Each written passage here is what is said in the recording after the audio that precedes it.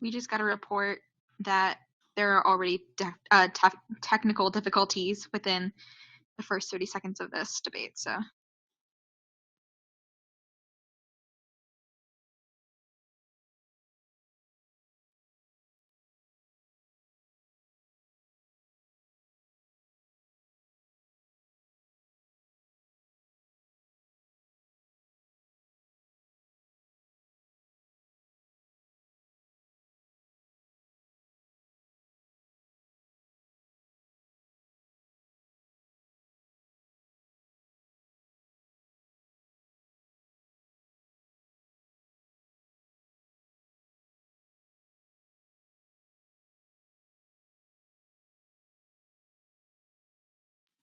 Sorry about that. Give me a sec. Alright. And then I'll try to improve the camera quality. Yeah.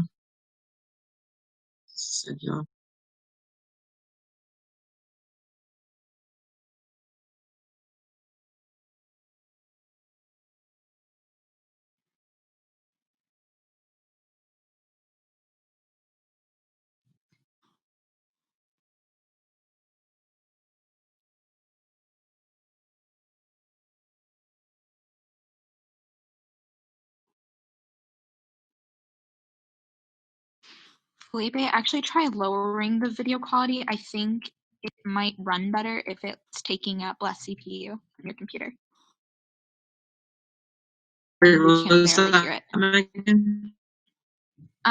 Because you're on like the highest. You can barely hear it? Yeah, and because you're streaming on the highest quality, resolution, right? It might not. Yeah, it might not resolve the choppiness. You probably should turn it down a little bit. Okay. Is it like choppy? Is it like choppy when I stream? Okay. Give me a sec.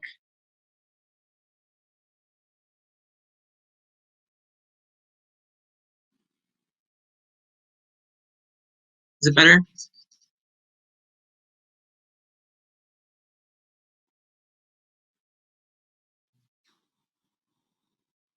It's still really choppy. How does it look? Maybe it might just be your internet. Is it choppy for everyone?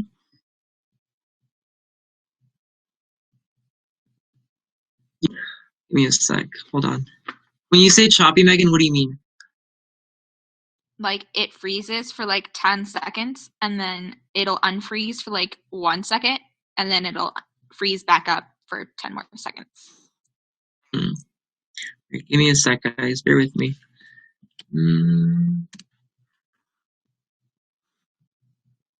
Alright, let's try it again. Hopefully it'll work. Oh.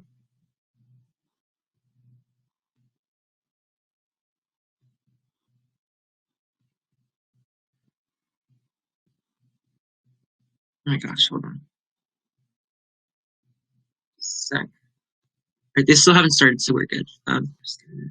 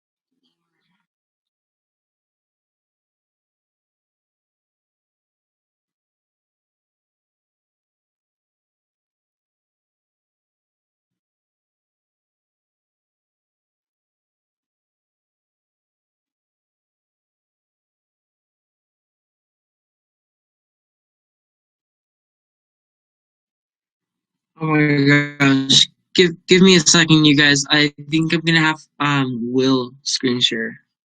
Will, can you screen share?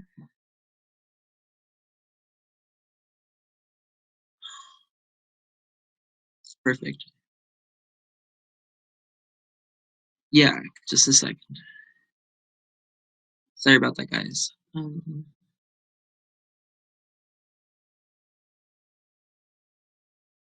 There you go.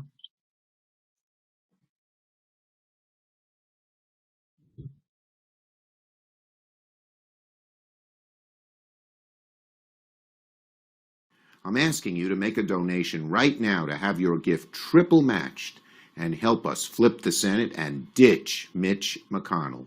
No Democratic president's going to be able to get any elect as president and who they elect as vice president. Now, what's at stake here is the president's made it clear he wants to get rid of the Affordable Care Act. He's been running on that, he ran on that, and he's been governing on that.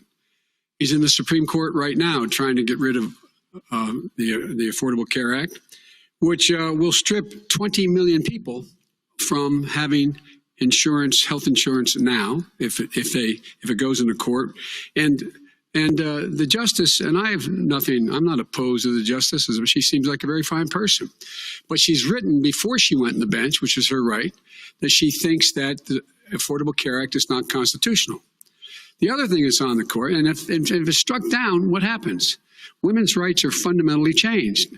Once again, a woman could be held pay more money because she has a pre-existing condition of pregnancy. They were able to charge a woman more for the same exact procedure a man gets. And that ended when we, in fact, passed the Affordable Care Act. And there's 100 million people who have pre-existing conditions, and they'll be taken away as well. Those pre-existing conditions, the insurance companies are going to love this. And so it's just not appropriate to do this before this election. If he wins the election and the Senate is Democrat or Republican, then he goes forward. If not, we should wait until February. All right. There aren't 100 million people with pre-existing conditions. As far as the say is concerned, the people already had their say.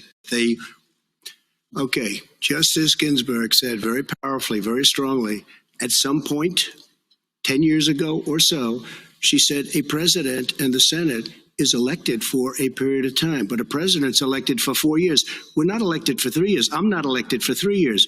So we have the Senate, we have a president. He's elected to the next during election. that period of time, we have an opening. I'm not elected for 3 years. I'm elected for 4 years. And the 100 million people, Joe, the 100 million people is totally wrong. I don't know where you got that number. The bigger problem that you have is that you're going to extinguish 180 million people with their private health care that they're very That's happy simply with. not true. Well, you're certainly going to socialist. You're going to socialist medicine. We're now into, gentlemen, we're now into open discussion. Open discussion. Open discussion. Yes, I agree. Go ahead, Vice President. Number one, he knows that what I proposed. What I proposed is that we expand Obamacare and we increase it. We do not wipe any. And one of the big debates we had with 23 of my colleagues trying to win the nomination that I won were saying that Biden wanted to allow people to have private insurance still. They can. They do. They will under my proposal. It's not what you've said, and it's not what your party has said. That is simply your party a lie. doesn't say it. Your party wants to go socialist medicine. My party is and me. Socialist right healthcare. Now, I am and the they're going to dominate party. you, Joe. You know that. I am the Democratic Party right now. The platform of the Democratic Party is what I, in fact, approved of. What I approved of. Now, here's the deal.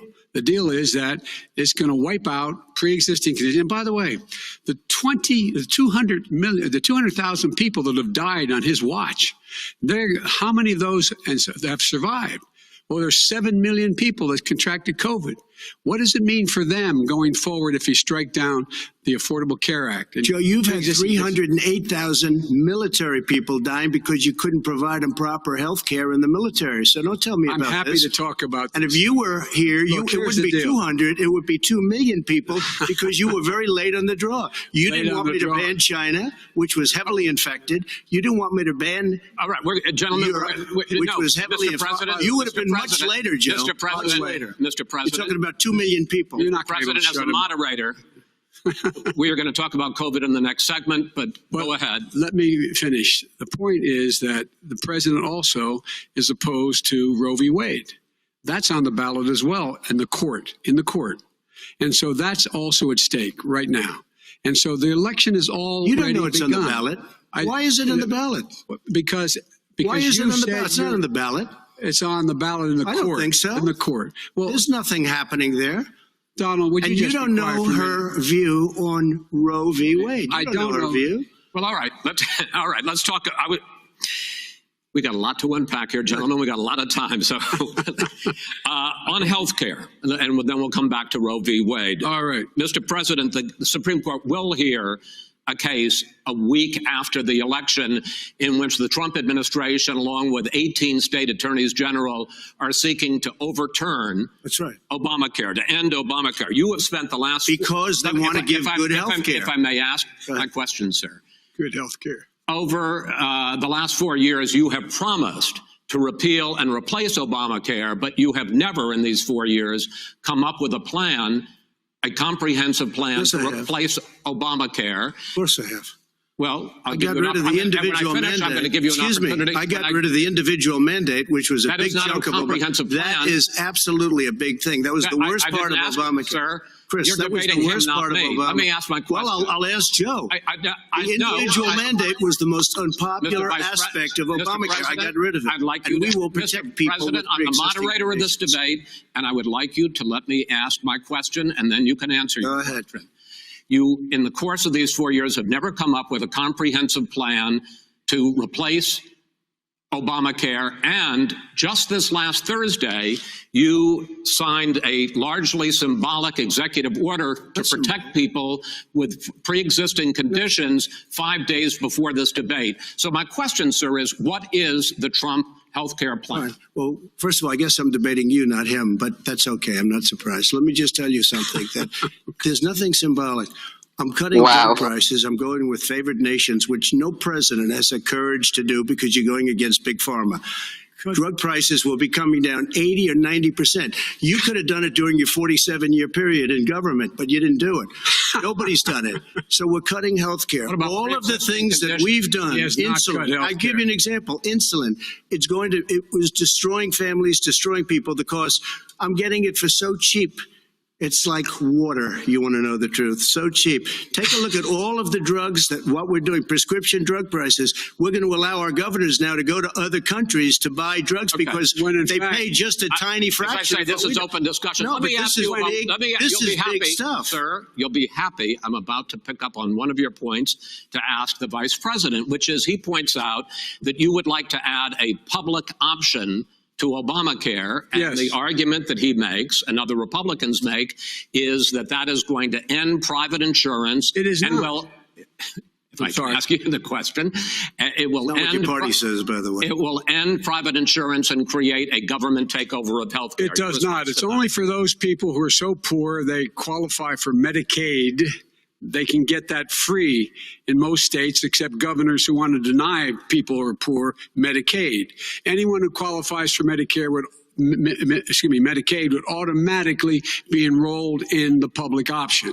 The vast majority of the American people would still not be in that option. Number one. Joe, you Number agreed two. with Bernie Number- Sanders, who's I far did- left, on the manifesto, Well, we you- call it. well, And that manifest- gives you socialized medicine. Look, hey, Are you I'm saying not you going didn't to agree? listen to him. The fact of the matter is, I beat Bernie Sanders. Not by much. I beat him a whole hell of a lot. I'm Not by here much. standing facing you. Pocahontas would have left 2 days I tell early. you, You would have lost every primary. All he knows how to on do is Super hurt. Tuesday. You got Look, very lucky. here's the deal. I got very lucky. I'm going to get very lucky tonight as well. And tonight I'm going to With make what? sure, because With what? here's the deal. Here's the deal. The fact is that everything he's saying so far is simply a lie. I'm not here to call out his lies. Everybody knows he's a liar. But you I just agree. want to Hey, make sure. Joe, you're the liar. I want to make sure. Graduated last in your class, not first in your class. I want to make Mr. sure. President, can you let him finish, sir? He doesn't know how to do that. He has, You'd be you know, surprised. you pick You'd be surprised. the Go ahead, wrong Joe. guy, Go the on, wrong Joe, night at go. the wrong time. Listen, you agreed with Here's the Bernie deal. Sanders to the manifesto. whole idea- Let him disavowing. There is no manifesto, number Please one. let him speak, Mr. Number President. two. You just lost the left. Number two. You just lost the left. You agreed with Bernie Sanders on a plan. Folks, absolutely folks, agreed do you to, have any and under that idea plan, what you this clown's socialized, doing? They call it Mr. Do you Mr. have President, any socialized medicine. Mr. Well, President, I tell you what, he is not for any help for people needing health care because he in fact already has cost 10 million people their health care that they had from their employers because of his recession. Number one. Number two, there are 20 million people getting health care through Obamacare now that he wants to take it away. He won't ever look you in the eye and say that's what he wants to do. Take it away. No, I want to give them better health care at a much lower price because by the way, he doesn't know how. He doesn't know how to do that. I've already fixed it. He has never offered a plan. Fixed it to an extent. He has never done a single thing. As you might know, but probably don't. Gentlemen, you realize if you're both speaking at the same time, and it's too expensive. Let the president go ahead, sir. Obamacare is no good. We made it better, and I had a choice to make very early on. We took away the individual mandate. We guarantee pre-existing conditions, but took away the individual mandate. Listen, this is the way it is.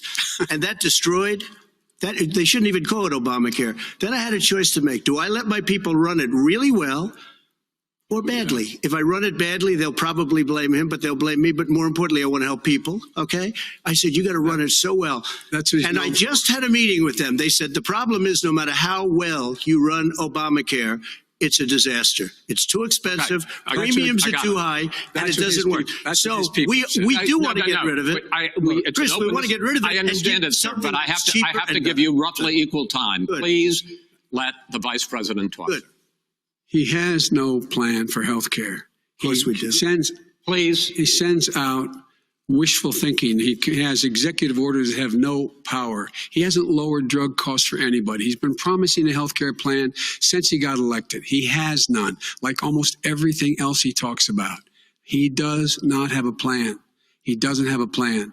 And the fact is, this man doesn't know what he's talking about. All right. I have one final question for you, sure. Mr. Vice President. If Senate Republicans, we were talking originally about the Supreme Court here, if Senate Republicans go ahead and confirm Justice Barrett, there has been talk about ending the filibuster or even packing the court, adding to the 9 justices there. You call this a distraction by the president, but in fact, it wasn't brought up by the president. It was brought up by some of your Democratic colleagues in the Congress. So my question to you is, you have refused in the past to talk about it. Are you willing to tell the American people tonight either or packing the court? Whatever position I take in that, that'll become the issue. The issue is the American should speak. You should go out and vote. You're in now. Vote and let your senators know how strongly you feel. Vote now. Make sure you, in fact, let people know you're a senator. I'm not going to answer the question. Why would you answer that question? Because the question is, radical left. Will you shut up, man? Listen, who is on your list, Joe? Who's on your list? Gentlemen, I think this is so unprecedented. We have ended this segment. We're going to move on to the second segment. That was really a productive segment, wasn't it? Keep yapping, man. The people understand, Joe. 47 years you've done nothing. They understand. All right. The second subject is COVID-19, which is an awfully serious subject. So let's try to be serious about it. We have had more than 7 million cases of coronavirus in the United States, and more than 200,000 people have died. Even after we produce a vaccine, experts say that it could be months or even years before we come back to anything approaching normal. My question for both of you is, based on what you have said and done so far, and what you have said you would do starting in 2021, why should the American people trust you more than your opponent to deal with this public health crisis going forward? In this case, the question goes to you first, sir. 2 minutes uninterrupted. Good luck. 200,000 dead. As you said, over 7 million infected in the United States. We, in fact, have 4% of the world's population, 20% of the deaths. 40,000 people a day are contracting COVID. In addition to that, about between 750 and 1,000 people a day are dying. When he was presented with that number, he said, it is what it is. Well, it is what it is because you are who you are. That's why it is. The president has no plan.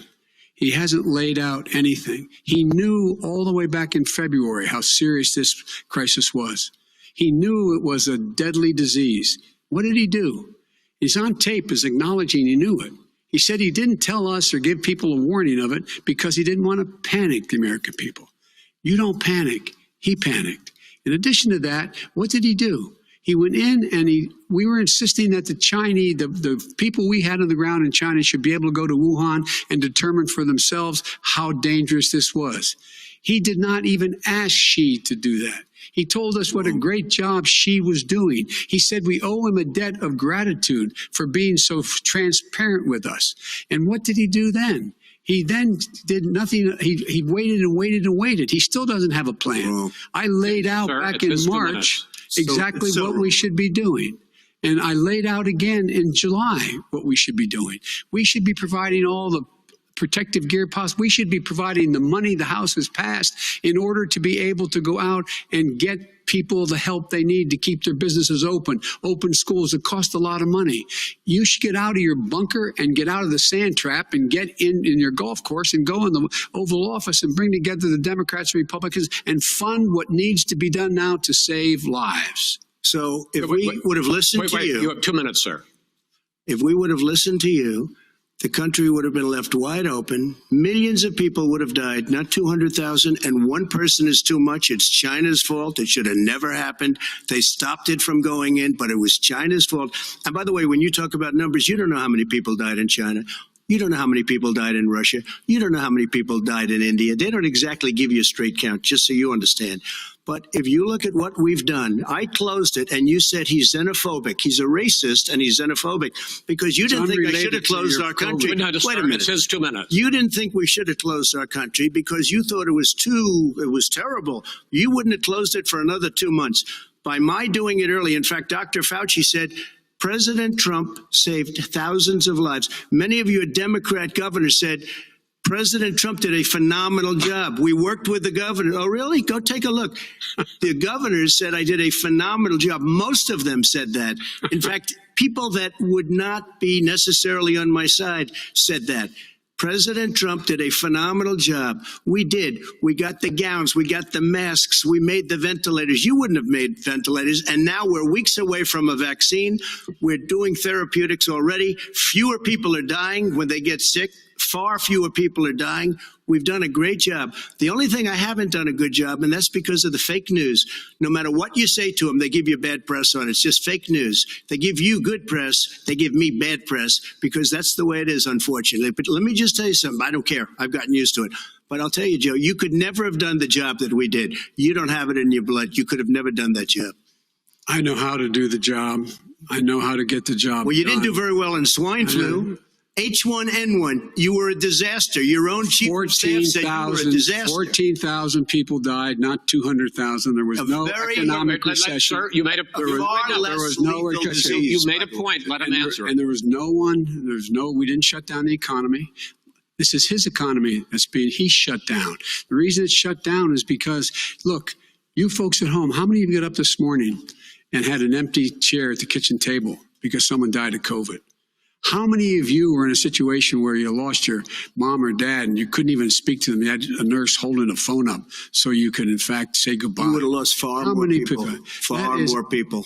And you would have been. And by the way, his own CDC director says we could lose as many as another 200,000 people between now and the end of the year. And he held up. He said, if we just wear a mask, we can save half those numbers. Just a mask. And by the way, in terms of the whole notion of a vaccine, we're for a vaccine, but I don't trust him at all, nor do you. I know you don't. What we trust is a scientist. You don't we trust Dr. Johnson Fauci. Johnson, Pfizer. Okay, by the way, gentlemen, let me move on to questions about the future, because you both have touched on two of the questions I'm going to ask. Focusing on the future first, President Trump, you have repeatedly either contradicted or been at odds with some of your government's own top scientists. The week before last, the head of the Centers for Disease Control, Dr. Redfield, said it would be summer before the vaccine would become generally available to the public. You said that he was confused and mistaken. Those were your two words. Yeah. But Dr. Slawi, the head of your Operation Warp Speed, has said exactly the same thing. Are they both wrong? Well, I've spoken to the companies, and we can have it a lot sooner. It's a very political thing because people like this would rather make it political than save lives. It is a very political thing. I've spoken to Pfizer. I've spoken to all of the people that you have to speak to. We have great Moderna, Johnson & Johnson, and others. They can go faster than that by a lot. Become very political because the left, or I don't know if I call them left, I don't know what I call them. So you're suggesting that the head of your Operation Warp Speed, Dr. Slawi? I disagree with him. Yeah, no, I disagree with both of them. And he didn't say that. He said it could be there, but it could also be much sooner. I had him in my office 2 days ago. He talked about the summer, sir, before it's generally available. Just like he said it's a possibility that we'll have the answer before November 1st. It could also be after when it's generally available. Well, we're going to deliver it right away. We have the military all set up logistically. They're all set up. We have our military that delivers soldiers, and they can do 200,000 a day. They're going to be This is the same man It's who all told set you up. by Easter this would be gone away. By the warm weather, it'd be gone. Miraculous, like a miracle. And by the way, maybe you could inject some bleach in your arm, and that would take care of it. This is the same man. That was said sarcastically, you know that. That was said sarcastically. And so here's the deal. This man is talking about a vaccine. Every serious company is talking about maybe having a vaccine done by the end of the year. But the distribution of that vaccine will not occur until sometime beginning or the middle of next year to get it out, if we get the vaccine. And pray God we will. Pray God we will. Mr. Vice President, I want to pick up You'll have the vaccine sooner I want to pick up on this question, though. You say the public can trust the scientists, but they can't trust President Trump. In fact, you said that again tonight. Your running mate, Senator Harris, goes further, saying the public health experts, quote, will be muzzled, will be suppressed. Given the fact that polls already show that people are concerned about the vaccine and are reluctant to take it, are you and your running mate, Senator Harris, contributing to that fear? No more than the question you just asked him. You pointed out. He puts pressure and disagrees with his own scientists. But you're saying Everybody you can't, knows. Senator Harris is saying you can't trust the scientists. No, you can trust the scientists. She didn't say that. You can't trust She said the public health experts, quote, will be muzzled, will be suppressed. Well, that's what he's going to try to do. But there's millions of scientists, there's thousands of scientists out there, like here at this great hospital, that don't work for him. Their job doesn't depend on him. That's not, they're the people, and by the way. I spoke to the scientists that are in charge. By the way. They will have the vaccine very soon. Do you believe for a moment what he's telling you in light of all the lies he's told you about the whole issue relating to COVID? He still hasn't even acknowledged that he knew this was happening, knew how dangerous it was going to be back in February, and he didn't even tell you. He's on record as saying it. He panicked or he just looked at the stock market. One of the two, because guess what?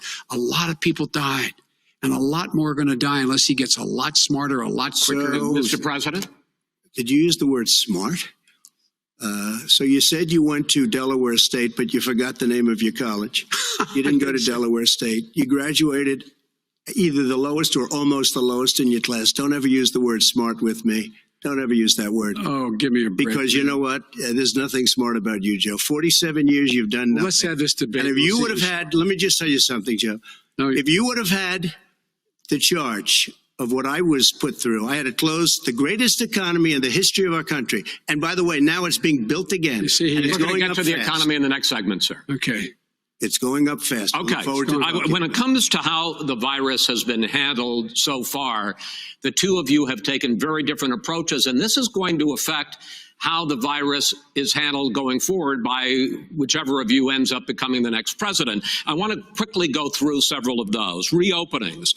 Vice President Biden, you have been much more reluctant than President Trump about reopening the economy and schools. Why, sir? Because he doesn't have a plan. If I were running, I know what the plan is. You've got to provide these businesses the ability to have the money to be able to reopen with the PPE as well as with the sanitation they need. You have to provide them Nancy Pelosi. Well, he's just shush for a minute. Tell it to Nancy Pelosi and Schumer, by the way, Chuck. Nancy Pelosi and Schumer, they have a plan. He won't even meet with them. The Republicans won't meet with the Senate. And he sits on his golf course. And I mean, literally, think about it. You probably play more than I do, Joe. What about this question of reopenings and the fact? Well, he wants to shut down this country, and I want to keep it open. And we did a great thing by shutting it down. Wait a minute, Joe. Let me shut you down for a second, Joe, just for 1 second. He wants to shut down the country. We just went through it. We had to because we didn't know anything about the disease. Now we found that elderly people with heart problems and diabetes and different problems are very, very vulnerable. We learned a lot. Young children aren't. Even younger people aren't. We've learned a lot. But he wants to shut it down. More people will be hurt by continuing. If you look at Pennsylvania, if you look at certain states that have been shut down, they have Democrat governors all. One of the reasons they're shut down is because they want to keep it shut down until after the election on November 3rd. I want to move on to another subject. I want to move on to another subject. But those states are not doing well that are shut down right now. President Trump, you have begun to increasingly question the effectiveness of masks as a disease preventer. And in fact, recently you have cited the issue of waiters touching their masks and touching plates. Are you questioning No, I think the masks are efficacy okay. of You have masks? to understand, if you look, I mean, I have a mask right here. I put a mask on, when I think I need it. Tonight, as an example, everybody's had a test and you've had social distancing and all of the things that you have to, but I wear masks when needed. When needed, I wear masks. Okay, let me ask. I don't wear masks like him. Every time you see him, he's got a mask. He could be speaking 200 feet away from it. He shows up with the biggest mask I've ever seen. I will say this. Vice President Biden, go ahead, sir. Look, the way to open businesses is give them the wherewithal to be able to open. We provided money. But I was asking you, sir, about masks. Well, masks make a big difference. His own head of the CDC said if we just wore masks between now, everybody wore masks in social distance between now and January, we'd probably save up to 100,000 lives. It matters. And they've also said the opposite. They've also said no serious person said the opposite. No serious. Dr. Fauci. Dr. Fauci said the opposite. He did not say the opposite. We got a little bit more than a minute left in this segment. Masks are not good. Then he changed his mind. He said masks good. I'm okay with masks. I want to ask you both about one last subject, because your different approaches has even affected the way that you have campaigned. President Trump, you're holding large rallies with crowds packed together, thousands of people. Outside, yes, sir, agreed. Vice President Biden, you are holding much smaller events with nobody will show up. People with It's true. Nobody shows up to his rallies. All right. In any case, why you holding the big rallies? Why you not? You go first, sir. Because people want to hear what I have to say. I mean, but are you not I've done worried a great about job as a president, and I'll have 35,000 people show up at airports. We use airports. Are you not worried about we the have a lot of issues, people. Sir? Well, so far we have had no problem whatsoever. It's outside. That's a big difference, according to the experts. And we do them outside. We have tremendous crowds, as you see. I mean, and literally on 24 hours notice. And Joe does the circles and has 3 people someplace. Okay. By the way, did you see one of the last big rallies he had? And a reporter came up to him to ask him a question. He said, no, stand back. Put on your mask. Put on a mask. Have you been tested? I'm way far away from those other people. That's what he said. I can't. I'm going to be okay. He's not worried about you. He's not worried about the people out there breathing in one another. We've had no negative effect. No negative effect. We've had no negative effect. And we've had 35,000, 40,000 people at these rallies. Just quickly finish up because I want to move on to our next. Yes, I would. He's been totally irresponsible the way in which he has handled the social distancing and people wearing masks, basically encouraging them not to. All right. Ben, he's a fool on this. If you could get the crowds, you would have done the same thing. But you can't. Nobody cares. Gentlemen, can we move on to the economy? Yes. The economy is, I think it's fair to say, recovering faster than expected from the shutdown. Much faster. In the second quarter, the unemployment rate fell to 8.4% last month.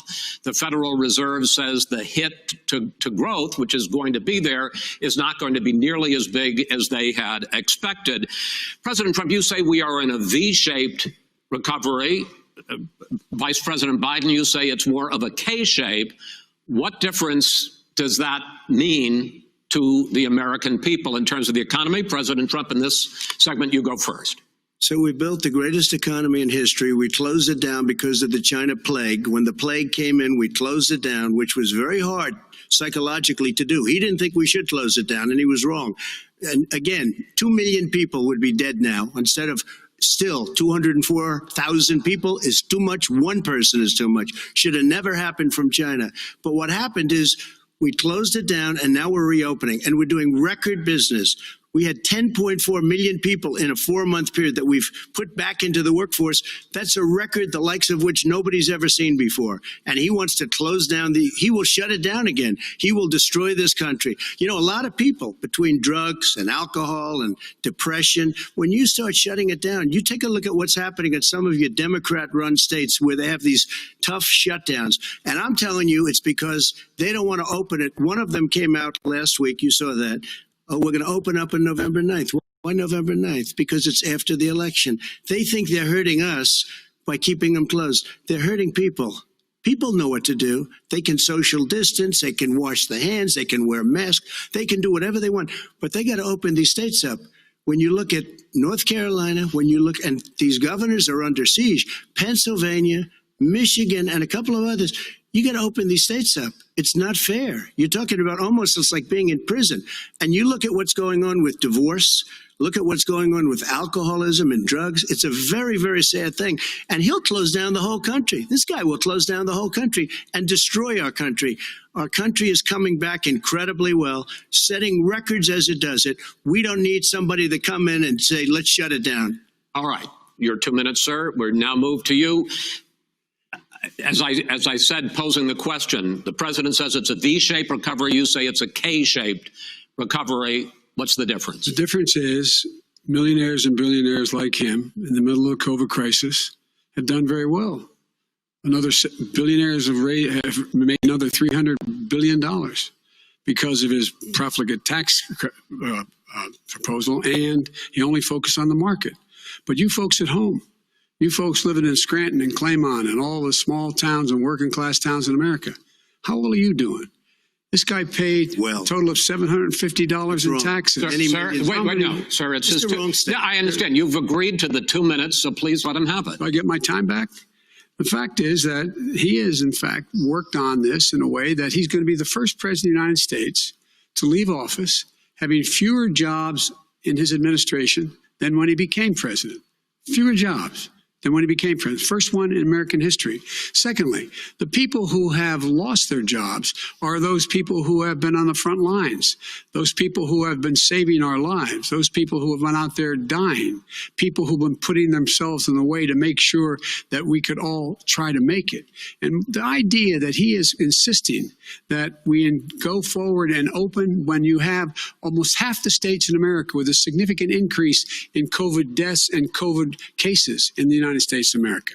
And he wants to open it up more. Why does he want to open it up? Why doesn't he take care of the American? You can't fix the economy until you fix the COVID crisis. And he has no intention of doing anything about making it better for you all at home in terms of your health and your safety. Schools. Why aren't schools open? Because it costs a lot of money to open them safely. You know, they were going to give, his administration was going to give the teachers and school students masks. And then they decided, no, couldn't do that because it's not a national emergency. Not national emergency. They've done nothing to help small businesses. They're closing. 1 in 6 is now gone. He ought to get on the job and take care of the needs of the American people so we can open safely. All right. Your time is up, sir. Well, we are going to get to... I have to respond to that. Well, you both had 2 minutes, sir. Excuse me, he made a statement.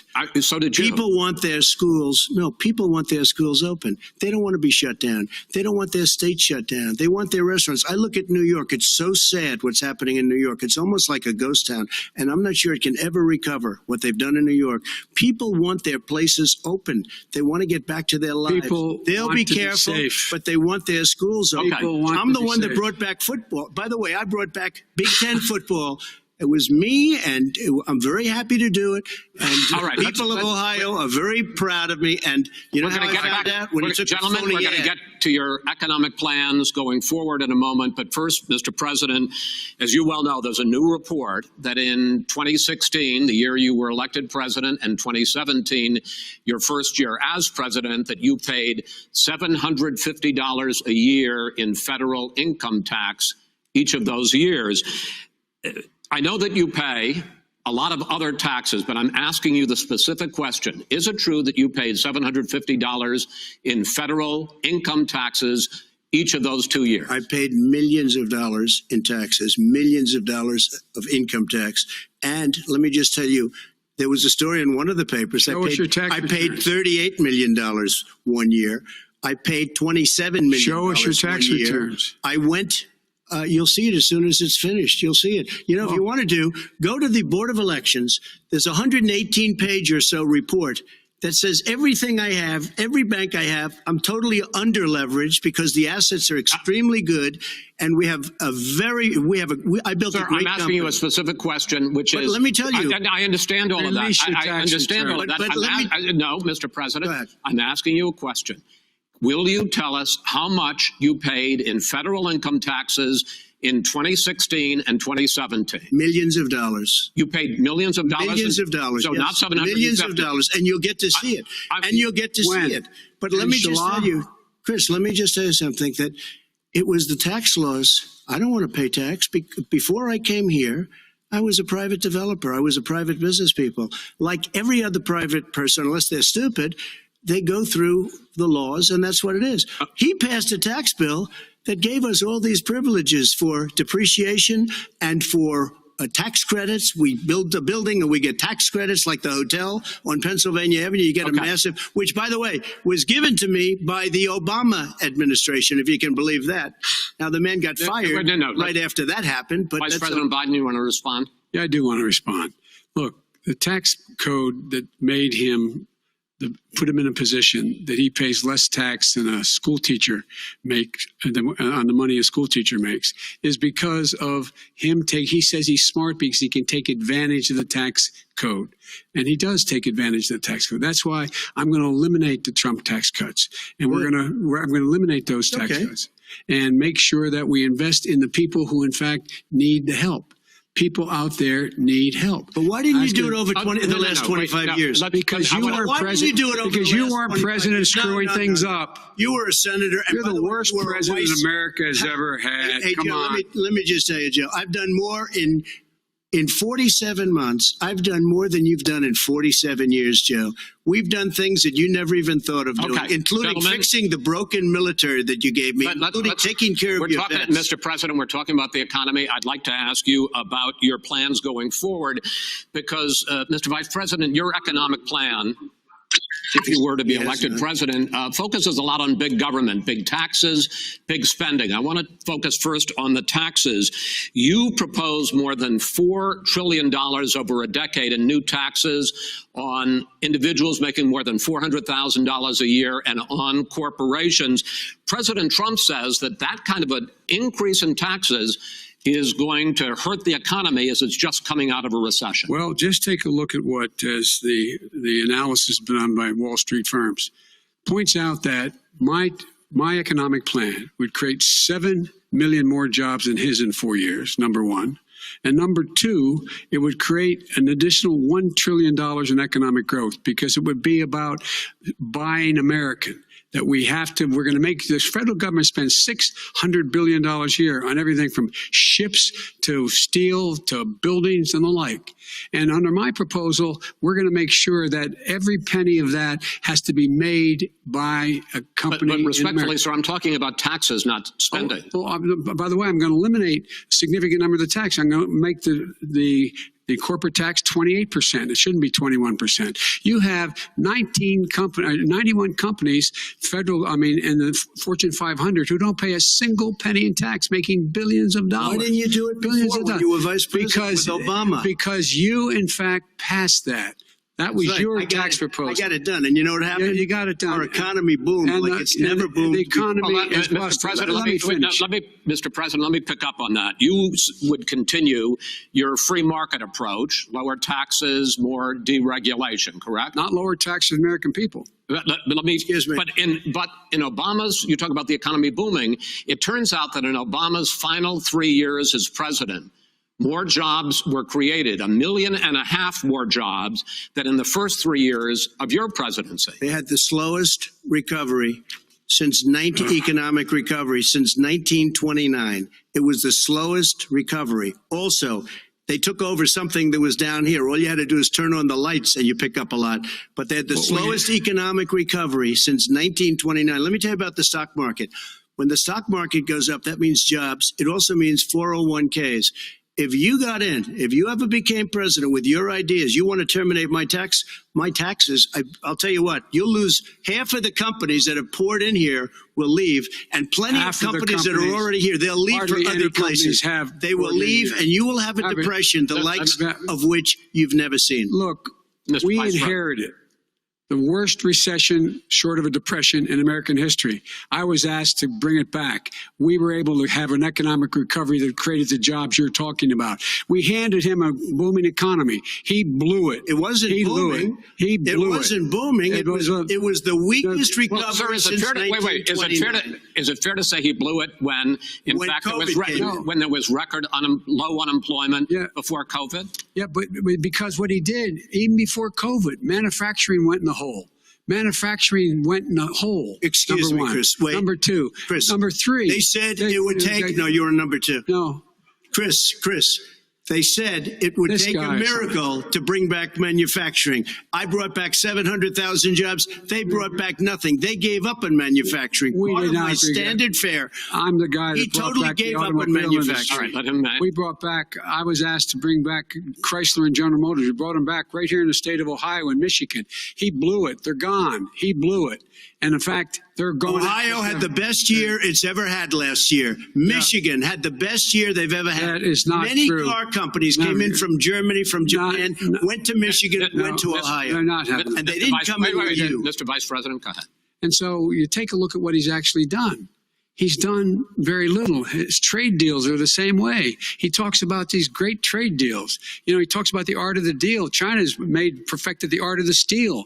We have a higher deficit with China now than we did before. We have the highest trade deficit with Mexico. China ate your lunch, down 18%. China ate your lunch, Joe, and no wonder your son goes in and he takes out billions of dollars.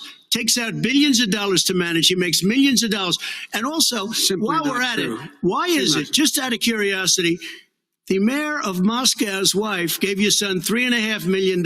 What did he do to deserve it? What did he do with Burisma to deserve $183,000? You've asked a question, let him answer. None of that is true. Oh, really? He didn't get $3.5 million? Mr. President, totally, Mr. President, please. Totally discredited. Totally discredited. And by the way, well, wait, he didn't get $3.5 million, Joe? Mr. Vice, he got $3.5 million. That is not true. Oh, really? Mr. President, it's an open discussion, please. Now, it's a fact. Well, you have raised an issue. Let the Vice President answer. Discredited. Did Burisma pay him $183,000 a month with no experience in energy? Mr. President, my son did nothing wrong at Burisma. I think he did. Mr. President, let him answer. He doesn't want to let me answer because he knows I have the truth. His position has been totally, thoroughly discredited. By who? The media? By everybody. Well, by the media, by our allies, by the World Bank, by everyone has discredited. As a matter of fact, even the people who testified under oath. So let me ask you this. Go ahead, Mr. I'm listening to you. People he got $3.5 million from Moscow. He testified under oath in his administration, said, I did my job and I did it very well. Oh, really? I did it I'd like to know who they are. Well, I'll give you the list of the people who testified. No, go ahead, sir. Sure, you've already fired most of them because they did a good job. Some people don't do a good job. With you, go ahead. Wait a minute. You get the final word, Mr. Well, it's hard to get any word in with this clown. Excuse me. Hey, let me just say, Joe. No. Mr. President. $3.5 million, Joe. That is simply. Why did he deserve $3.5 million from Moscow? Look, here's the deal. We want to talk about families and ethics. I don't want to do that. I mean, his family we could talk about all night. His family's already... My family lost a fortune by coming down and helping us with government. And that's such a... Mr. President. Every single one of them lost. This is not about my family or his family. It's about your family. The American people. He doesn't... That's not true. It doesn't want to talk about what you need. You, the American people. It's about you. That's what we're talking about. All right, that's the end of the segment. We're moving on. He didn't take them. Well, Vice President, no. Can I be honest? It's a very important Try to be honest. He stood up. The answer to the question is no. Ukraine. No, sir. With $1 billion, if you that get rid is of absolutely not true. You're doing it. You're going to have true. Gentlemen. I hate to raise my voice, but it seems to be, why shouldn't I be different than the two of you? So here's the deal. Good point. We have 6 segments. We have ended that segment. We're going to go to the next segment. In that segment, you each are going to have 2 uninterrupted moments. In those 2 uninterrupted minutes, Mr. President, you can say anything you want. I'm going to ask a question about race, but if you want to answer about something else, go ahead. But I think that the country would be better served if we allowed both people to speak with fewer interruptions. I'm appealing to you, sir, to do that. Well, and him too. Well, frankly, you've been doing more interrupting. Oh, that's all right, but he does plenty. Well, less than, sir, less than plenty. No, less than you have. Let's please continue on. The issue of race. Vice President Biden, you say that President Trump's response to the violence in Charlottesville 3 years ago, when he talked about very fine people on both sides, was what directly led you to launch this run for president. Oh, yeah, sure. President Trump, you have often said that you believe you have done more for Black Americans than any president, with the possible exception of Abraham Lincoln. My question for the two of you is, why should voters trust you rather than your opponent to deal with the race issues facing this country over the next 4 years? Vice President Biden, you go first. It's about equity and equality. It's about decency. It's about the Constitution. And we have never walked away from trying to require equity for everyone, equality for the whole of America.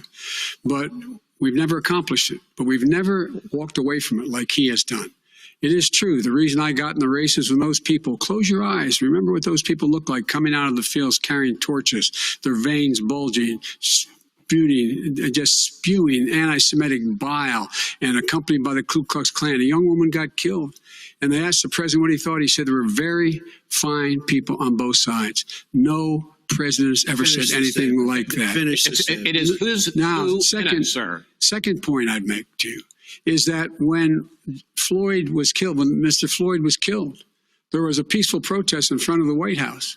What did he do? He came out of his bunker, had the military use tear gas on him so he could walk across to a church and hold up a Bible.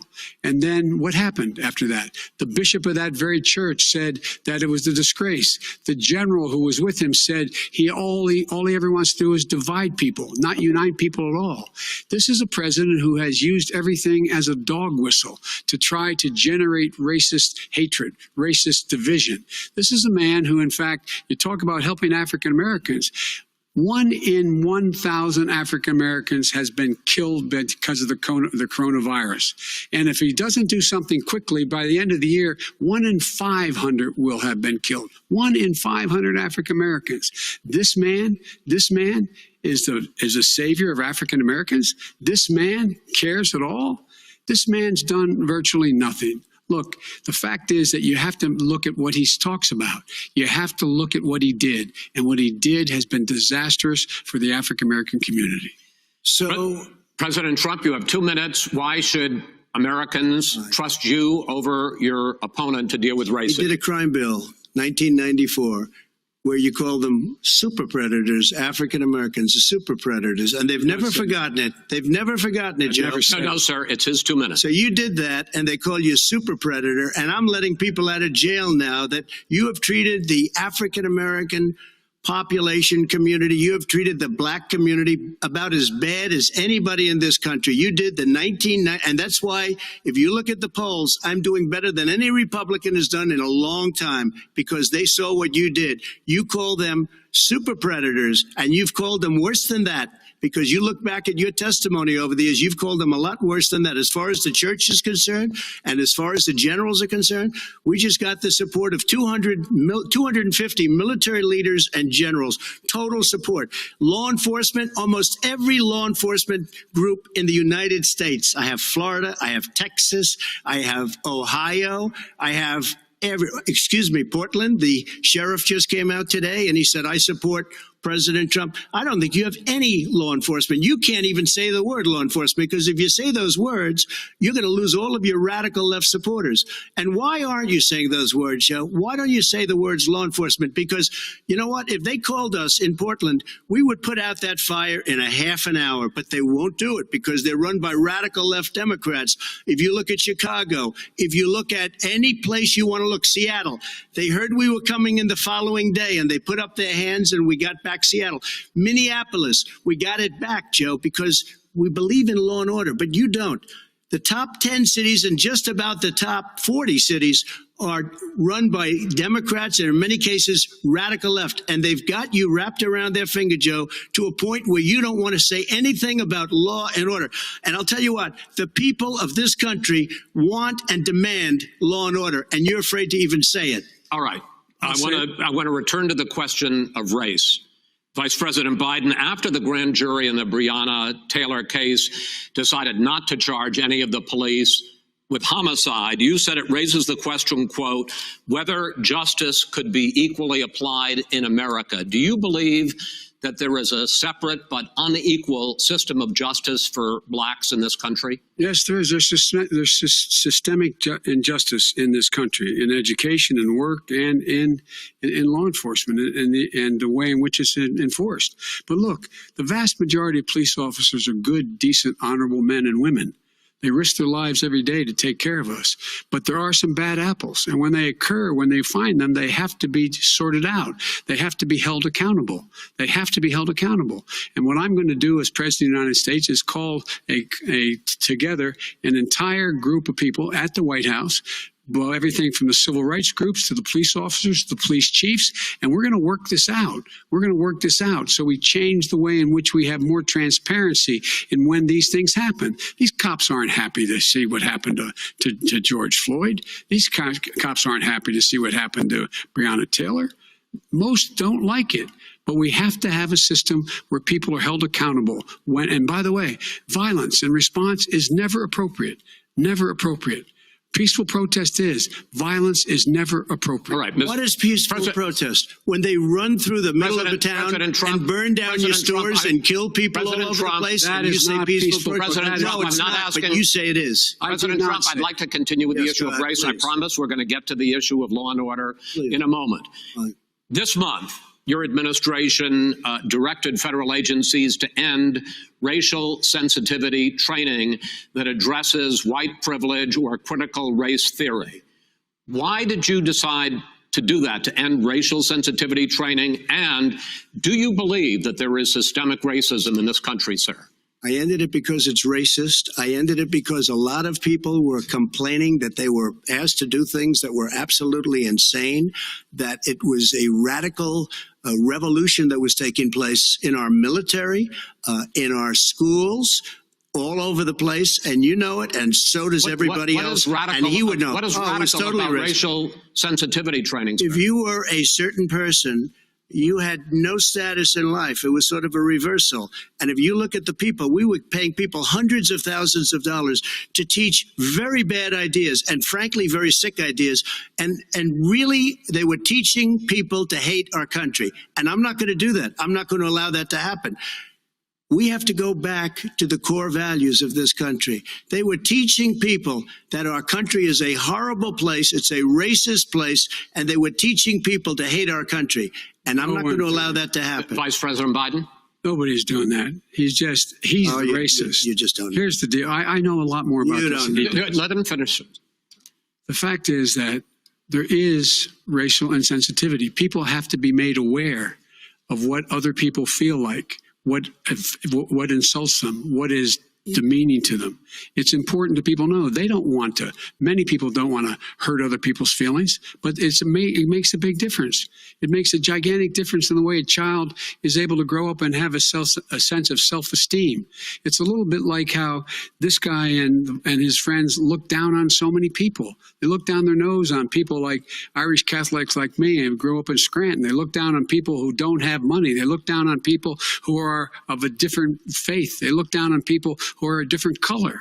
In fact, we're all Americans. The only way we're going to bring this country together is bring everybody together. There's nothing we cannot do if we do it together. We can take this on and we can defeat racism in America. President Trump, sir. During the Obama-Biden administration, there was tremendous division. There was hatred. You look at Ferguson, you go to very many places. Look at Oakland. Look what happened in Oakland. Look what happened in Baltimore. Look what happened. Frankly, it was more violent than what I'm even seeing now. Oh, but Lord. the reason is that ridiculous. the Democrats that run these cities don't want to talk like you about law and order. Violent you crime, still haven't mentioned. Violent Are you crime. in favor of law and order? I'm in favor of law. You follow. Are you in favor of law and order? Go ahead. Yes, I'm in favor. You asked a question, let him finish. Law and order. Law and order. Law and order with justice, where people get treated fairly. Okay. And the fact of the matter is, violent crime went down 15% in our administration. All right. It's gone up on his watch. Went down much more in ours. All right, we're now. Mr. President, you're going to Mr. President, every record in the Mr. book. President, you're going to be very happy because we're now going to talk about law and order. Places we had trouble were Democratic-run cities. That's exactly my question. There has been a dramatic increase in homicides in America this summer particularly, and you often blame that on Democratic mayors and Democratic governors, but in fact there have been equivalent spikes in Republican-led cities like Tulsa and Fort Worth. So the question is this really a party issue? I think it's a party issue. You can bring in a couple of examples, but if you look at Chicago, what's going on in Chicago, where 53 people were shot and 8 died, shot. If you look at New York, where it's going up like nobody's ever seen anything, the numbers are going up 100, 150, 200% crime. It is crazy what's going on.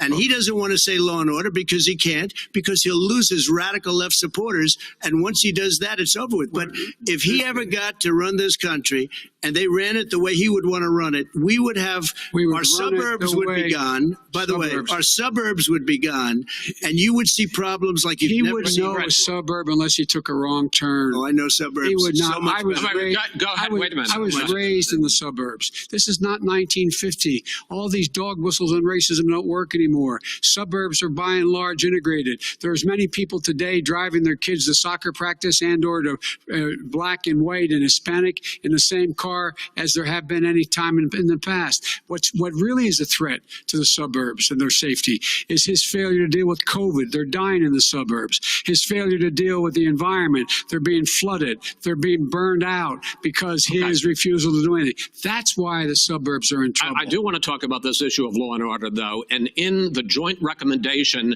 that came from the Biden-Bernie Sanders task force, you talked about, quote, reimagining policing. Yeah. First of all, what does reimagining policing mean, and do you support? It means. Let me, if I might finish the question. What does reimagining policing mean, and do you support the Black Lives Matter call for community control of policing?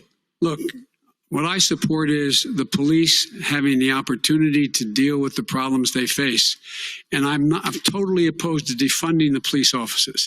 As a matter of fact, local police, the only one defunding it, his budget calls for a $400 million cut in local law enforcement assistance. They need more assistance. They need, when they show up for a 9/11 call, to have someone with them as a psychologist or psychiatrist to keep them from having to use force and be able to talk people down. We have to have community policing like we had before, where the officers get to know the people in the communities. That's when crime went down. It didn't go up, it went down. And so we have to be engaged. That's not what they're talking about, Chris. That's not what they're talking about. He's talking about defunding the police. That is not true. He doesn't have any law support. Look, he has no law enforcement That's not support. true. Almost nothing. Look, who do you have? Name one group that supports you. Name one group that came out and supported you. Go ahead. Look, think. We have time. We don't have time to do anything. Think all right.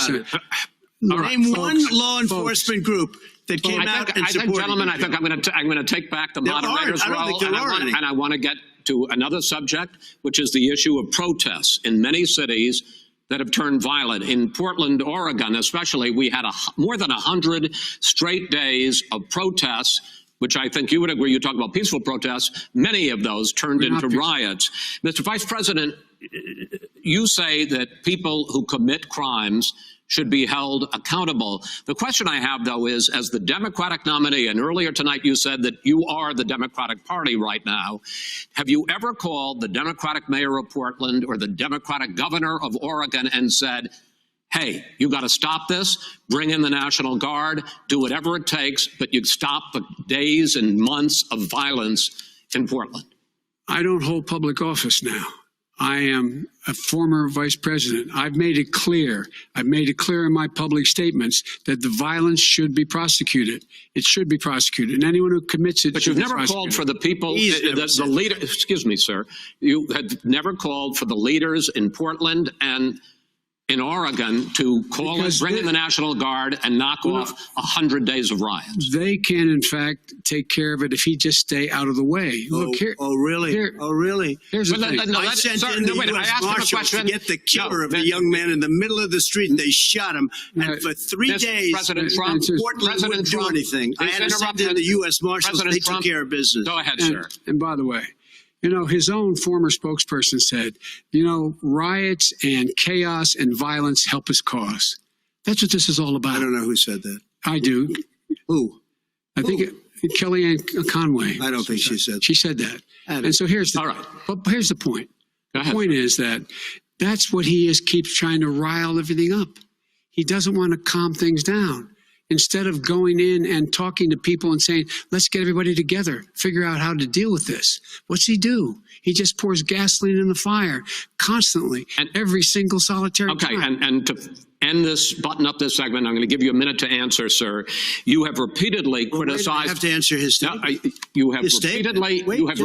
You've been talking back and forth. You made a statement. I'm asking you. I would love to end it. Sir, I would love to end it. You know, if you want to switch seats, we could very quickly. We can do that. But I'm send in the National Guard. It would be over. There'd be no problem. Okay. But they don't want to accept the National Guard. You have repeatedly criticized the vice president for not specifically calling out Antifa and other left-wing extremist groups.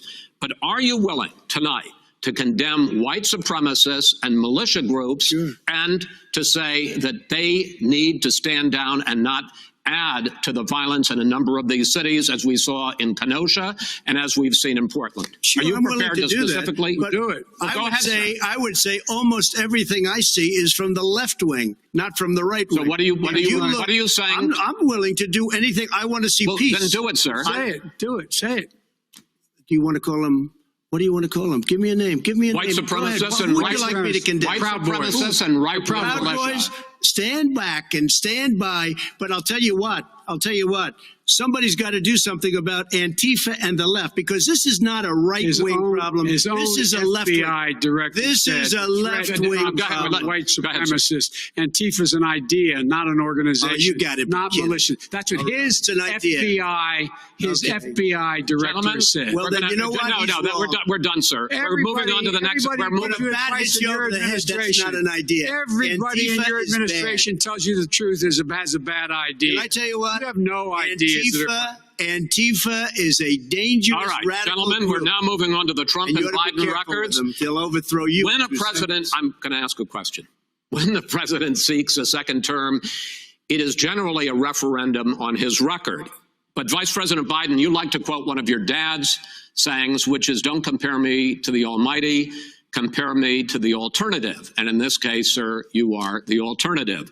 Looking at both of your records, I'm going to ask each of you, why should voters elect you president over your opponent? In this segment, President Trump, you go first, 2 minutes. Because there has never been an administration or president who has done more than I've done in a period of 3.5 years. And that's despite the impeachment hoax. And you saw what happened today with Hillary Clinton, where it was a whole big con job. But despite going through all of these things, where I had to fight both flanks and behind me and above. There has never been an administration that's done what I've done. The greatest, before COVID came in, the greatest economy in history, lowest unemployment numbers. Everything was good. Everything was going. And by the way, there was unity going to happen. People were calling me for the first time in years. They were calling and they were saying, it's time maybe. And then what happened? We got hit, but now we're building it back up again. A rebuilding of the military, including Space Force and all of the other things. A fixing of the VA, which was a mess under him. 308,000 people died because they didn't have proper health care. He was a mess. And we now got a 91% approval rating at the VA, our vets. We take care of our vets. But we've rebuilt our military. The job that we've done, and I'll tell you something, some people say maybe the most important.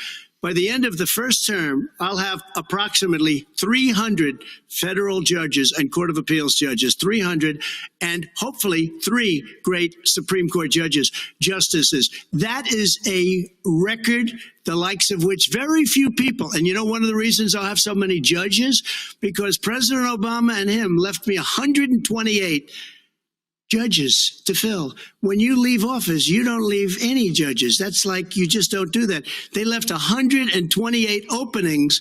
And if I were a member of his party, because they have a little different philosophy, I'd say if you left us 128 openings, you can't be a good president. You can't be a good vice president. But I want to thank you because it gives us it'll probably be above that number by the end of this term. 300 judges. It's a record. Looking at both your records, why should voters elect you president as opposed to President Trump? You have 2 minutes uninterrupted. Under this president, we become weaker, sicker, poorer, more divided, and more violent. When I was vice president, we inherited a recession. I was asked to fix it. I did. We left him a booming economy, and he caused a recession. With regard to being weaker, the fact is that I've gone head-to-head with Putin and made it clear to him we're not going to take any of his stuff. He's Putin's puppy. He still refuses to even say anything to Putin about the bounty on the heads of American soldiers. Your son got $3.5 million. And by the way, my son... Wait a minute. Mr. President, your campaign agreed to both sides would get 2-minute answers uninterrupted. Well, your side agreed to it, and... why don't you observe what your campaign agreed to as a ground rule, okay, sir? He never keeps his word. No, I'm not asking. That was a rhetorical question. Can you go ahead, back sir. 30 seconds? Yeah, yes, okay. You may have. All right. Go ahead. So, thirdly, we're poor. The billionaires have gotten much more wealthy by a tune of over $300 to $400 billion more just since COVID. You in the home, you got less. You're in more trouble than you were before. In terms of being more violent, when we were in office, there were 15% less violence in America than there is today. He's president of the United States. It's on his watch. And with regard to more divided, the nation can't stay divided. We can't be this way. And speaking of my son, the way you talk about the military, the way you talk about them being losers and being and just being suckers. My son was in Iraq. He spent a year there. He got the Bronze Star. He got the Conspicuous Service Medal. He was not a loser. He was a patriot, and the people left behind there were heroes. Really? And I resent. Are you talking about Hunter? Are you talking about Hunter? I'm talking about my son, Bo Biden. You're talking about. I don't know Bo. I know Hunter. Yeah, Hunter got thrown out of the military. He was thrown out, dishonorably discharged. That's not true. He wasn't dishonorably. Cocaine use. And he didn't have a job until you became vice president. Once you became vice president, he made a fortune in Ukraine, in China, in Moscow, that is simply and various not other places. True. He made a fortune. My son, and he didn't have a job. My son, like a lot of people we know at home, had a drug problem. He's overtaken it. He's fixed it. He's worked on it, and I'm proud of him. But why was he given tens of millions? All right. But he wasn't given tens of millions. That is totally President Trump. You've already been totally discredited. We've already been through this. I think the American people would rather hear about more substantial So do I. subjects. Well, you know, as the moderator, sir, I'm going to make a judgment call here. $3.5 million from the Let's mayor of Moscow. Let's talk about Not true. Gentlemen, That report is totally Why did he get discredited. it? Mitt Romney on that committee said it wasn't worth taxpayers' money. That report was written for political reasons. you know, I'd like to talk about climate change. So would I. Okay. The forest fires in the West are raging now. They have burned millions of acres. They have displaced hundreds of thousands of people. When state officials there blame the fires on climate change, Mr. President, you said, I don't think the science knows. Over your 4 years, you have pulled the U.S. out of the Paris Climate Accord. You have rolled back a number of Obama environmental records. What do you believe about the science of climate change, and what will you do in the next 4 years to confront it? I want crystal clean water and air. I want beautiful clean air. We have now the lowest carbon. If you look at our numbers right now, we are doing phenomenally. But I haven't destroyed our businesses. Our businesses aren't put out of commission. If you look at the Paris Accord, it was a disaster from our standpoint. And people are actually very happy about what's going on because our businesses are doing well. As far as the fires are concerned, you need forest management in addition to everything else. The forest floors are loaded up with trees, dead trees that are years old, and they're like tinder, and leaves and everything else. You drop a cigarette in there, the whole forest burns down. You've got to have forest management. What do you believe about the science of climate change, sir? I believe that we have to do everything we can to have immaculate air, immaculate water, and do whatever else we can that's good. You know, we're planting 1 billion trees, the Billion Tree Project, and it's very exciting. You believe for a lot of people. that human pollution, greenhouse gas emissions contributes to the global warming of this planet? I think a lot of things do, but I think to an extent, yes. I think to an extent, yes. But I also think we have to do better management of our forests. Every year, I get the call, California's burning. California is burning. If that was cleaned, if you had forest management, good forest management, you wouldn't be getting those calls. You know, in Europe, they have forest cities. They're called forest cities. They maintain their forests. They manage their forests. I was with the head of a major country. It's a forest city. He said, sir, we have trees that are far more, they ignite much easier than California. There shouldn't be that problem. I spoke with the governor about it. I'm getting along very well with the governor. But I said, you know, at some point, you can't every year have hundreds of thousands of acres of land just burned to the ground. That's burning down because of a lack of management. Sir, if you believe in the science of climate change, why have you rolled back the Obama Clean Power Plan, which limited carbon emissions in power plants? Why have you relaxed? Because it was driving energy prices through the sky. Why have you relaxed fuel economy standards that are going to create more pollution from cars Well, and not trucks? really, because what's happening is the car is much less expensive and it's a much safer car. And you're talking about a tiny difference. And then what would happen, because of the cost of the car, you would have at least double and triple the number of cars purchased. We have the old slugs out there that are 10, 12 years old. If you did that, the car would be safer. It would be much cheaper by $3,500. In the case of California, they've simply ignored. No, but you would take a lot of cars off the market because people would be able to afford a car. Now, and by the way, we're going to see how that turns out. But a lot of people agree with me, many people. The car has gotten so expensive because they have computers all over the place for an extra little bit of gasoline. And and I'm okay with electric cars too. I think I'm all for electric cars. I've given big incentives for electric cars. But what they've done in California is just crazy. Vice President Biden, I'd like you to respond to the president's climate change record, but I also want to ask you about a concern. You proposed $2 trillion in green jobs. You talk about new limits, not abolishing, but new limits on fracking, ending the use of fossil fuels to generate electricity by 2035 and 50. The president says a lot of these things would tank the economy and cost millions of jobs. He's absolutely wrong, number one. Number two, if in fact, during our administration, the Recovery Act, I was in charge, able to bring down the cost of renewable energy to cheaper than or as cheap as coal and gas and oil. Nobody's going to build another coal-fired plant in America. No one's going to build another oil-fired plant in America. They're going to move to renewable energy, number one. Number two, we're going to make sure that we are able to take the federal fleet and turn it into a fleet that's run on their electric vehicles. Making sure that we can do that, we're going to put 500,000 charging stations and all of the highways that we're going to be building in the future. We're going to build an economy that, in fact, is going to provide for the ability us to take 4 million buildings and make sure that they, in fact, are weatherized in a way that, in fact, they'll emit significantly less gas and oil because the heat will not be going out.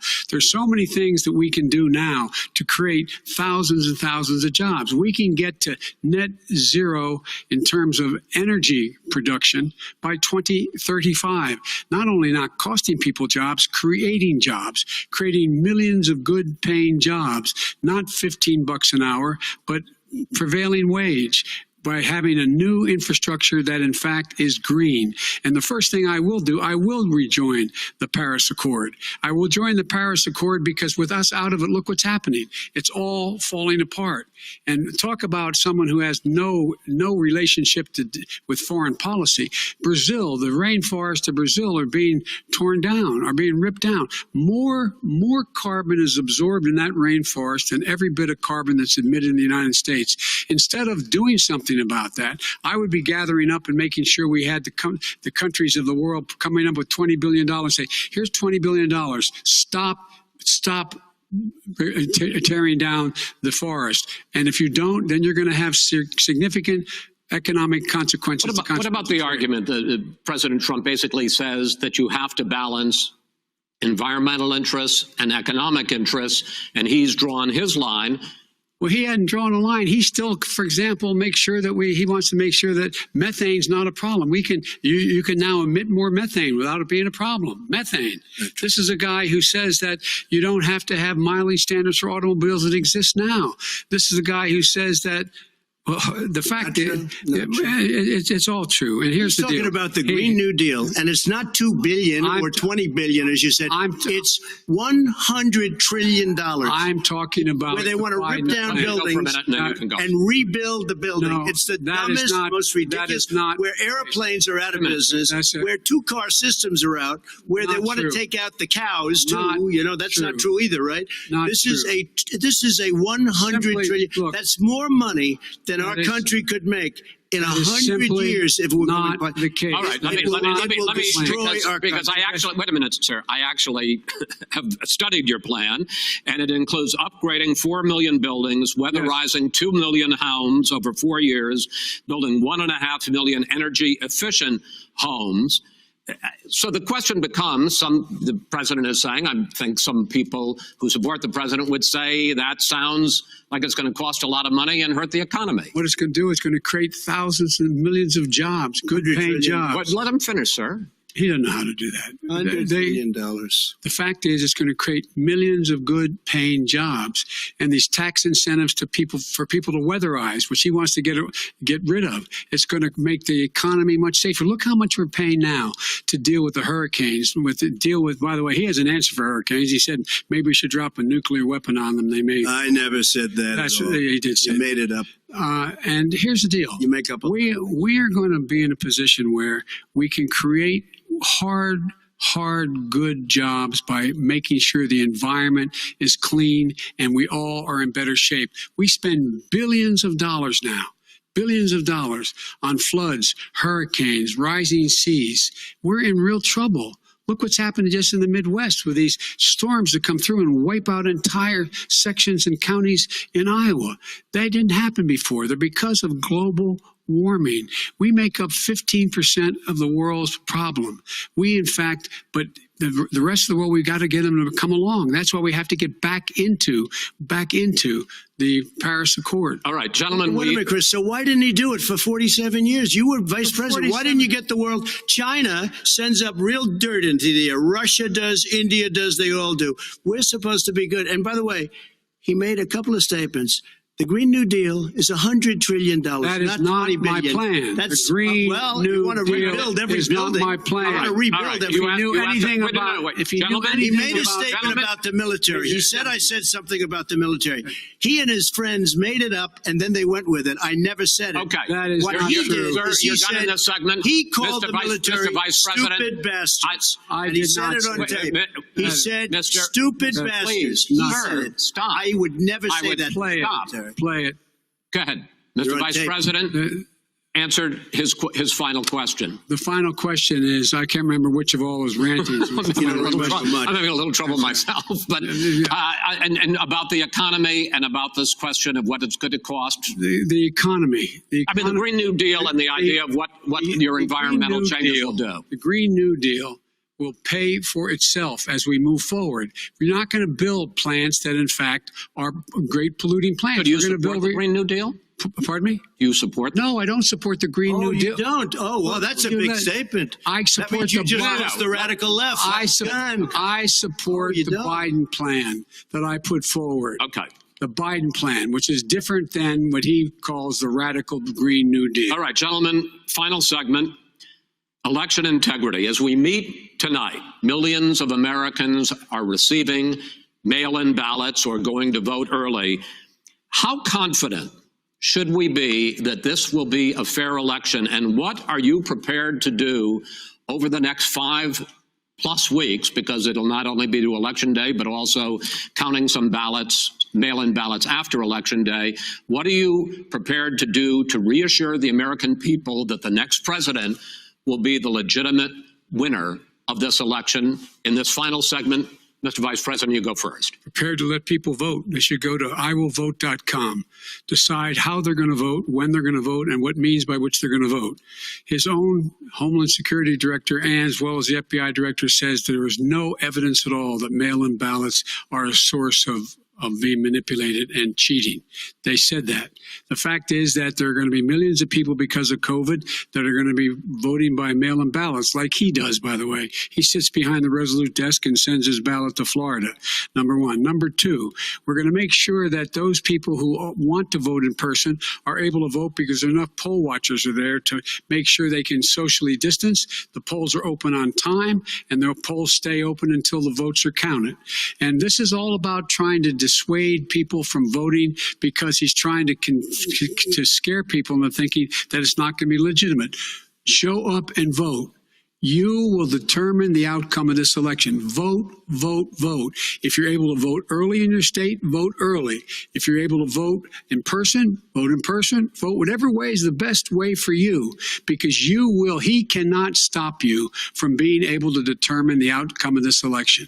And in terms of whether or not when the votes are counted, and they're all counted, that will be accepted. If I win, that will be accepted. If I lose, that'll be accepted. But by the way, if in fact he says he's not sure what he's going to accept, well, let me tell you something. It doesn't matter, because if we get the votes, it's going to be all over. He's going to go. He can't stay in power. It won't happen. It won't happen. So vote. Just make sure you understand you have it in your control to determine what this country is going to look like the next 4 years. Is it going to change, or are you going to get 4 more years of these lies? Mr. President, 2 minutes. So when I listened to Joe talking about a transition, there's been no transition from when I won. I won that election. And if you look at crooked Hillary Clinton, if you look at all of the different people, there was no transition, because they came after me trying to do a coup. They came after me spying on my campaign. They started from the day I won, and even before I won, from the day I came down the escalator with our First Lady. They were a disaster. They were a disgrace to our country. And we've caught them. We've caught them all. We've got it all on tape. We've caught them all. And by the way, you gave the idea for the Logan Act against General Flynn. You better take a look at that, because we caught you in a sense. And President Obama was sitting in the office. He knew about it too. So don't tell me about a free transition. As far as the ballots are concerned, it's a disaster. A solicited ballot, okay, solicited is okay. You're soliciting, you're asking, they send it back, you send it back. I did that. If you have an unsolicited, they're sending millions of ballots all over the country. There's fraud. They found them in creeks. They found some with the name Trump, just happened to have the name Trump just the other day in a waste paper basket.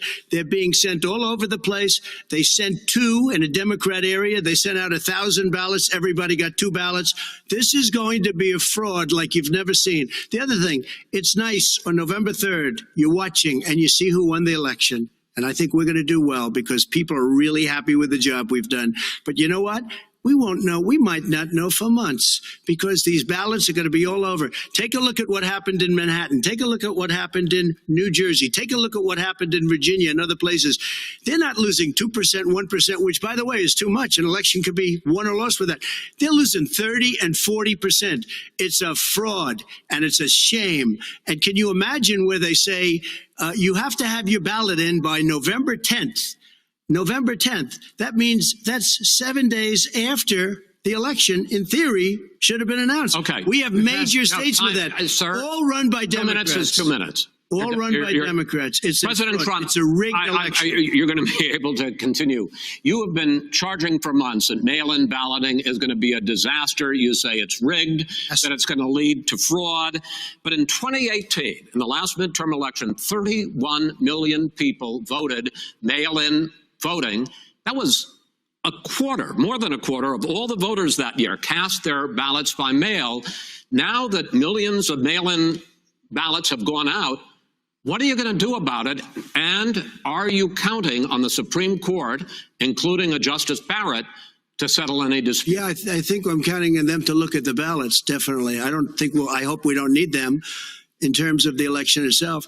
But for the ballots, I think so, because what's happening is incredible. I read today, where at least 1% of the ballots for 2016 were invalidated.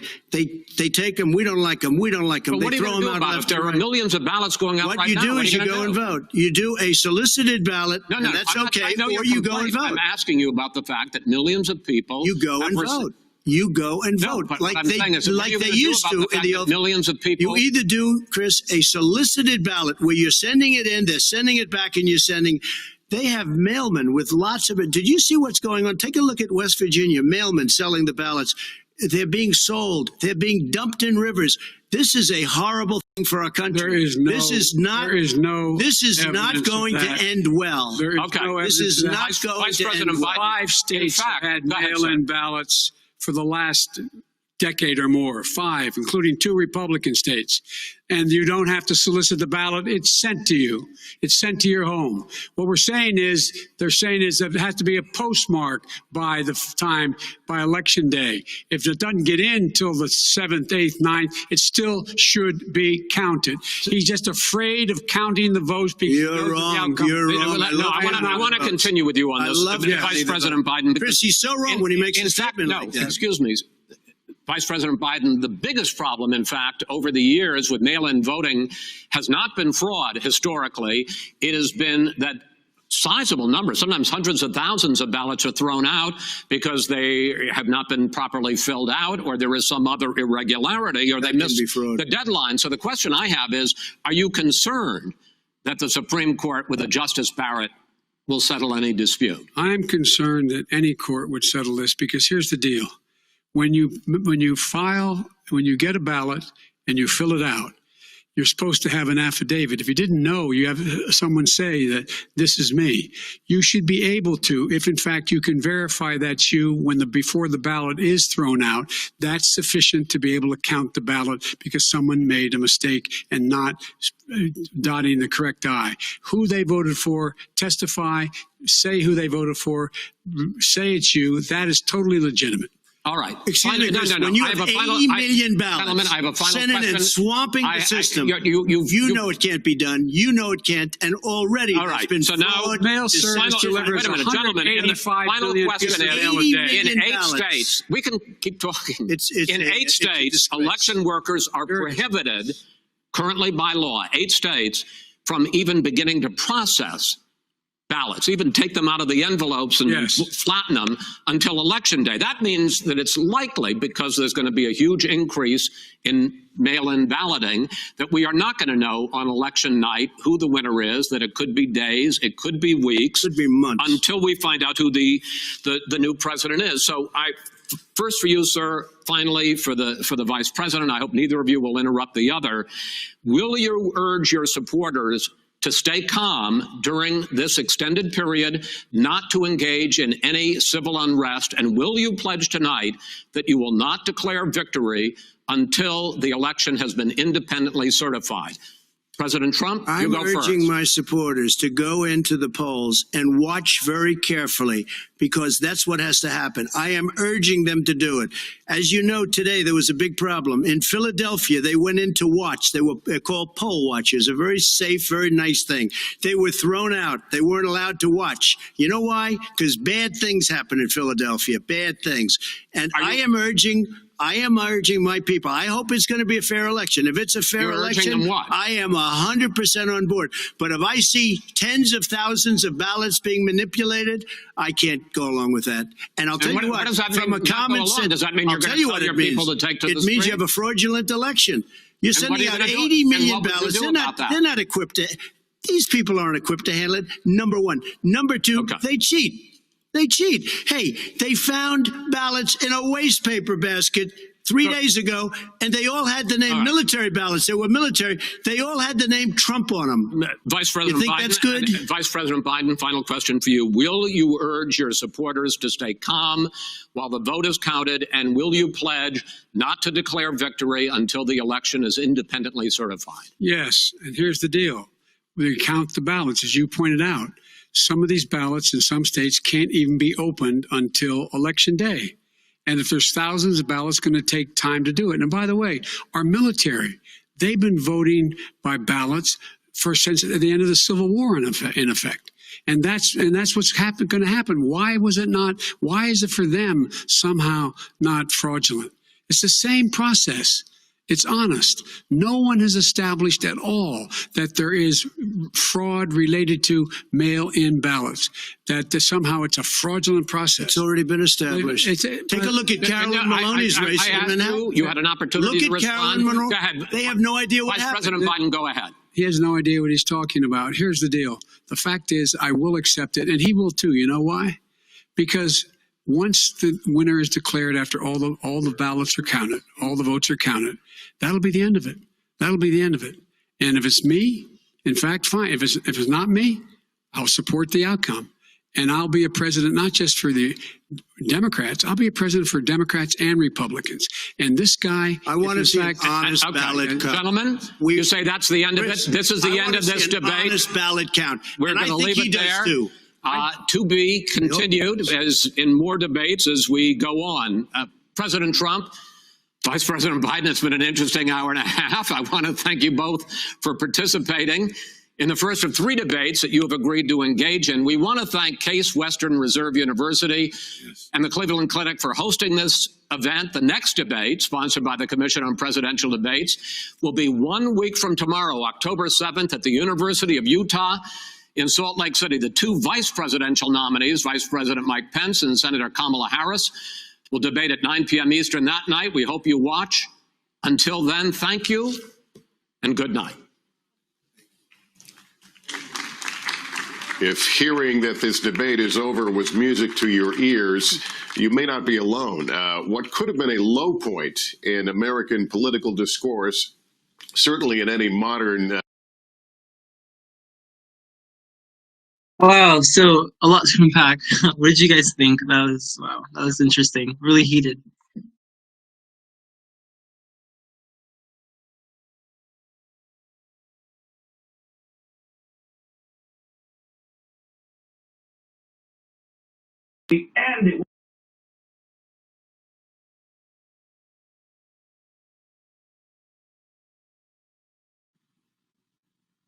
Absolutely. And then wow, that was interesting. Mackenzie, what did you think? I would definitely say it was crazy. I'm a little disappointed, but I guess we'll see how it goes. I'm looking forward to the next 2. Right. I thought it was interesting, and obviously, like, I know we were talking about this before the debate started, but we were talking about potential like bias on part of the moderator, and I think we saw that bias, and I think that I was saying that it could be in the his bias could be in the form of the way he talked, but in this debate, he didn't try to hide his bias. He was just straight up debating with Donald Trump, which is funny. So. I do think that Trump tended to butt in a lot more than Biden. I think that is just a fair criticism. I wish he didn't do that. I don't think that represents him as a candidate well enough. But it is kind of just the way that he debates, I guess. But is it the best option? I think it could have been more like an open discourse where he wasn't just butting in all the time. But I think that's just the state of politics, unfortunately.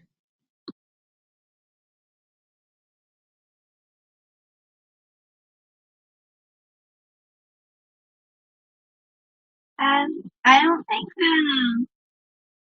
I don't think Trump did a bad job, but I definitely think that given that Biden was more professional, that it might have won the undecided voters over.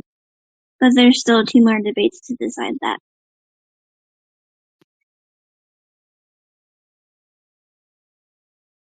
Mm-hmm.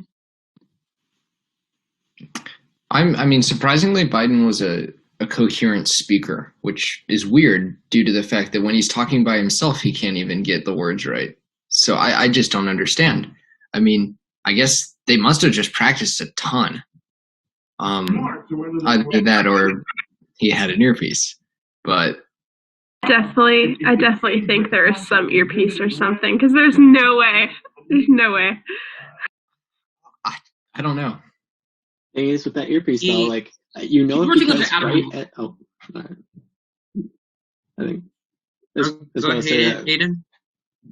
All right, because right after he said the "shut up, man," he started looking down like he messed up, like there were people in his ear yelling at him. So I think they were calling him out in the mic.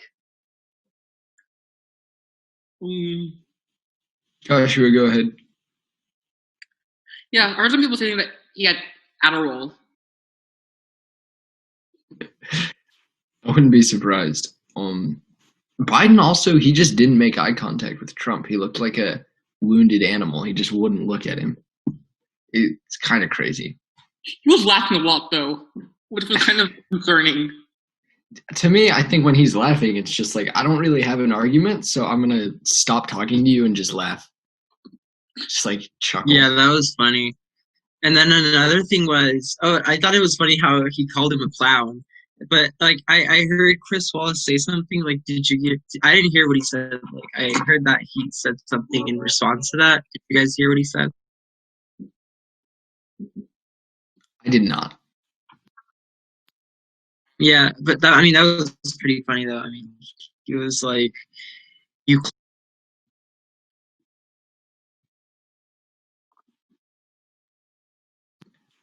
To me, it's really troubling that, we're having a debate after people have already started voting. I just don't think that that's conducive to a good democracy in any way. And I wish there was another way we could have gone about doing this. So. Well, the President. Right. Who would you guys say overall, though, and just to recap in summary, who do you guys think won this debate?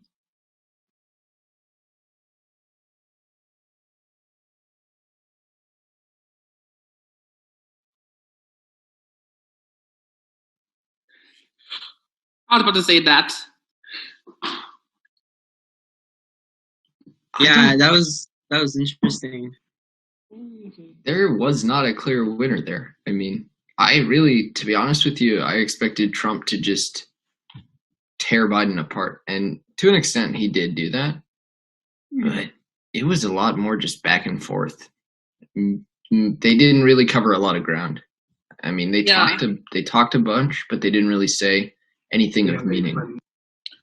I thought we talked about Roe v. Wade.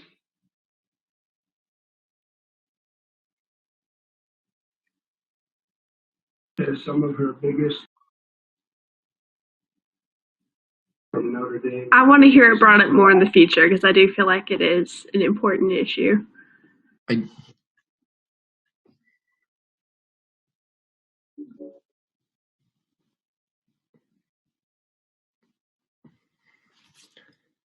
I do hope that there's a stronger focus on that in the upcoming debates. But I thought it was kind of crazy that Biden was like, I am the Democratic Party now, or something. Oh, yeah, at the very beginning. He had a couple gaffes, but not nearly as much as expected. That and his Biden plan, like we had never heard anything about a Biden plan until that debate. So he just kind of made it up on the spot. He doesn't believe in the Green New Deal, just believes in the Biden plan, which doesn't exist. And then he contradicted Kamala on something, and I think Trump brought it up, and it was like,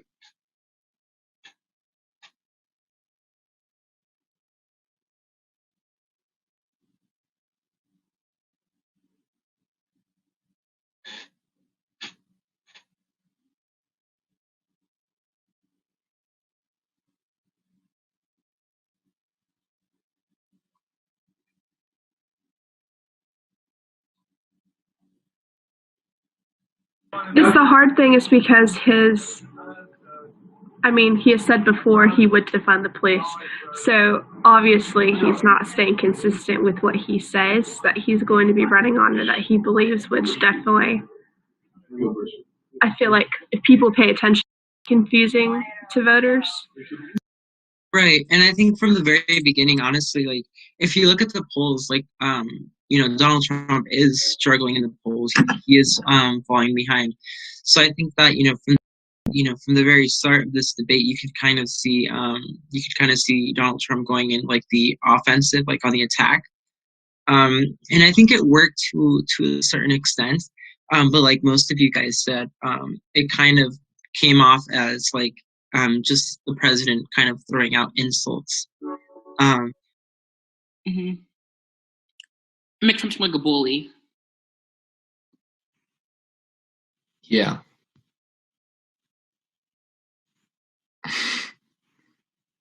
He did bring up his tax issues, which I was surprised. I mean, How it was a does bit taxes lame. affect the country, though? It's just about his integrity, I think, as a candidate, if he's honest with his finances. And it has been a tradition for candidates to release their finances, like their tax returns, and Trump has not. I'm not necessarily sure whether I think he's being truthful. In regards to like, is he able to release them or are they being held for audit? I'm not sure on that. I do think that he should release them as soon as possible, just to be transparent with the American people. But if he's paying less in taxes, I don't think that's necessarily a bad thing either.